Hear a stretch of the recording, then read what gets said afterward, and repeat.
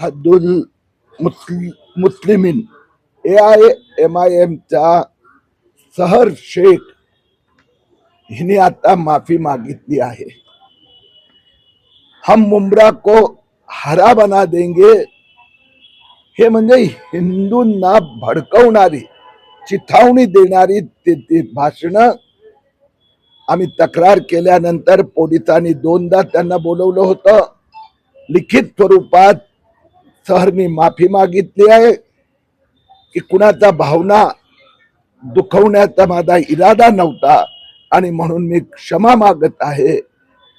माझ्या दृष्टीने हा माझा पक्षाचा झेंडा, पण भारताचा तिरंगासाठी मी आयुष्यभर काम करणार. शहर तरुण असल्यामुळे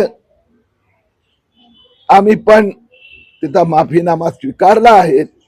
परंतु जे AIMIM चे नेते आता त्यांचा पुढच्या पिढीना जे रेडिकलाइज करत आहे, कट्टरपंथी करत आहेत, ही चिंतेची बाब आहे.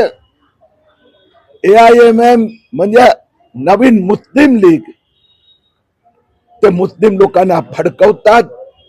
त्यांचा प्रयत्न मालेगावला त्याने हिरवं केलं, मानकोटला हिरवं केलं, मुंब्राला हिरवं केल्यात जमा आहे आणि आता मुंबईला हिरवं करायचं आहे. ते आम्हाला मान्य नाही. शासनाच्या योजना घेणार मात्र गुणगान हिरवगार करणार असं त्यांचं म्हणणं आहे. नाही, तसं नाही. आता झालं ते स्पष्टता, कारण की ते जे भाषण आहेत त्यात कुठलाही झेंडाही नव्हता आणि झाडी नव्हतं. म्हणून त्यांनी स्वतः एक वाक्य लिहिल्यानंतर कबूल केलं की हिंदुस्थानाचा तिरंगा आणि माझ्या या वक्तव्यामुळे भावना दुखावल्या, मी माफी मागते. 22 वर्षाची तरुणी असल्यामुळे आम्ही पण तिचा खुलासा माफीनामा स्वीकारला. येणाऱ्या काळात MM वाढत आहे, कुठेतरी पाय रोवण्याचं काम करते का महाराष्ट्रामध्ये, आणि येणाऱ्या काळात ते कुठेतरी बदल घडवतील असं देखील चाललं. हे एकटे नाहीये, हे जे मुस्लिम कट्टरपंथी नेते आणि बाहेरून त्यांना मदत येते आणि आता त्यांचा नवीन पिढीला ते बर्बाद करू इच्छित आहेत. भारतीय जनता पक्षाचं जिथे शासन आहे, आम्ही कुठेही भेदभाव केलेला नाहीये.